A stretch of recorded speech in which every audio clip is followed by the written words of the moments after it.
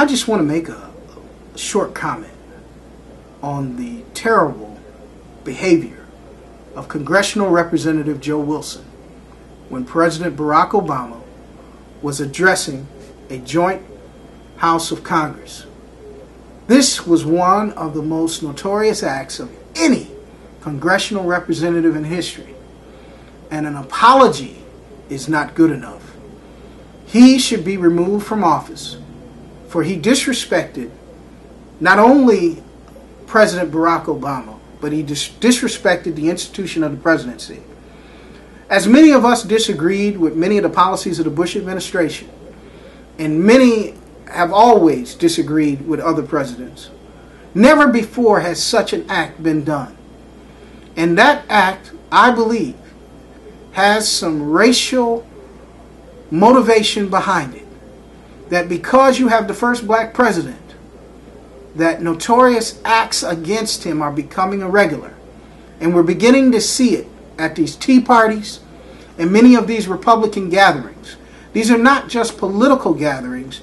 They're becoming race-based gatherings.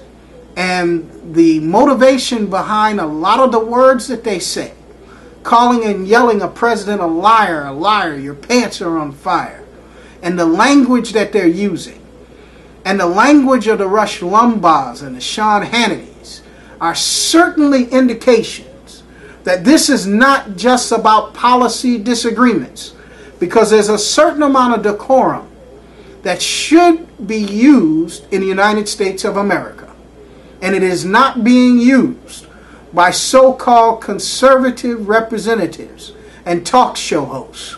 And I believe that the reason that this decorum is not being used is because of the first black elected president of the United States, President Barack Obama. Now, you may not come out and say this openly, but the decorum and the mannerisms and your lack of respect for the office of president, your motivation is no doubt behind his race. Just a comment from me, Pat Freeman.